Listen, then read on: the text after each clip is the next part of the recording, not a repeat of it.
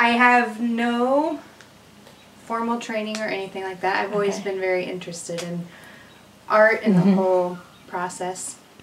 And so that's made me want to go back to school to actually learn drawing and ceramics and printmaking and metals and all of that.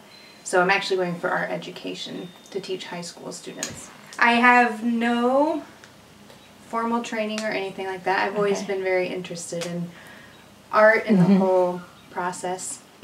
And so that's made me want to go back to school to actually learn drawing and ceramics and printmaking and metals and all of that.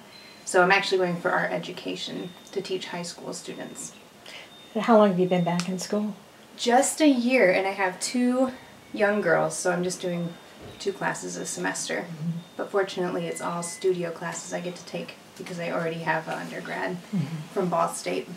I'm very inspired by people, the lives of people who go through turmoil and just continue to live a life of peace and kindness and love. And so recently a lot of things that I've done are inspired by my grandfather. He's still living and he's a very creative man too. I have a picture of him over here. He was in the Navy, and so I've just been very interested in all things nautical, sort of, and I really love vintage things as well. And so I read 20,000 Leagues Under the Sea and was just very interested. And so a lot of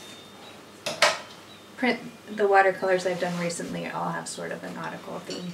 I've been at Minnetrista in Muncie. I've done one other art fair. I'm very much a newbie, but I think everyone needs to start somewhere. Do just a little bit of everything. Okay, what's your favorite? Watercolor is anything that has a variety of color, a wide variety of color.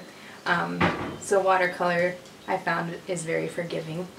And so even threads, embroidery, yarn, paints, pens, ink, watercolor markers, all of those sorts of things. Anything that has a wide variety of color I enjoy. Recently I've done,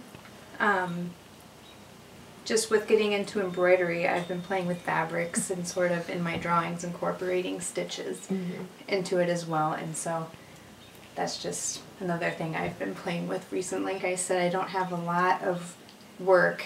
Being a mother is my primary job.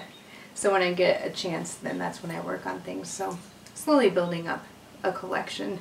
I grew up in Arizona, and then we lived in Muncie is where I probably lived the longest and went to Ball State. Then we moved to Fort Wayne for school, for my husband's school, and then the girls are a little bit older, so I thought I can do 2 classes at a time. So that's what I've been doing. Yeah, I've sold some paintings at various Minetristas where I've had some paintings displayed, and I've been successful there. I've sold several pieces there, and then I've had just online various Etsy account type things. More than selling my art, I'm excited to talk about the whole art process with people, and that's why I'm interested in going to school.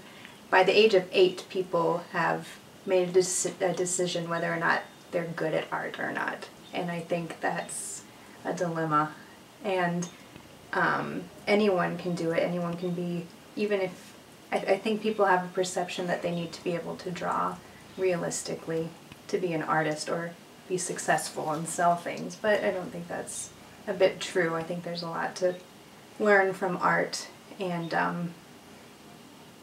it can transform the way you view the world. And so I'm excited about the art show to talk to different artists and be inspired and help others see that you can just be a mom and do art. You don't have to have a bachelor's or a master's or this and that in art to love it and play with it yourself.